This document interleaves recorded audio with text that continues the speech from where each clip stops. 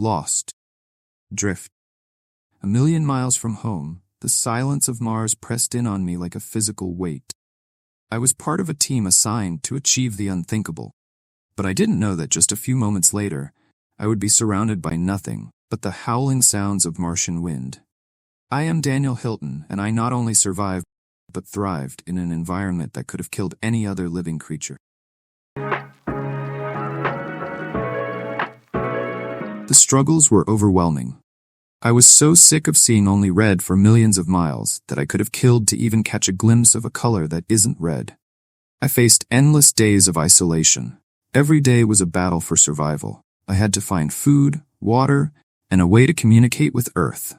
The nights were the hardest, filled with cold and darkness, and the silence was so deafening that I started talking to myself. I felt that even a speck of dust was more useful than me, and just the thought of my crewmates presuming me dead made me weak. I always questioned whether someone was actively searching for me or even missing me. But I didn't give up. I used my skills and knowledge to grow food in the Martian soil. I created a makeshift greenhouse using plastic sheets and metal frames from the habitat. I planted potatoes using the nutrient-rich Martian soil and recycled water for my daily use. Watching those tiny green sprouts push through the red soil gave me immense hope. I was not only playing God, I was the God. It really felt wonderful to conquer the Martian soil. But I had more problems in hand. There was no use of growing plants without providing them with water. To create water, I used a hydrogen fuel cell from the lander. I modified it to produce water by combining hydrogen from the fuel cells and oxygen from the thin Martian atmosphere. This device was a lifeline, providing me with precious water to drink and use for my plants. Another problem was solved. My only fear was not having any contact with Earth. I could only talk to Earth if my communication was back online. But it obviously wasn't. I had to find a way to fix them. Repairing the communication equipment was the most challenging task. The storm had damaged the antenna beyond repair. I scavenged parts from the lander's communication system and improvised with wires and electronic components I found. It was a painstaking process, but after weeks of trial and error, I managed to build a makeshift transmitter.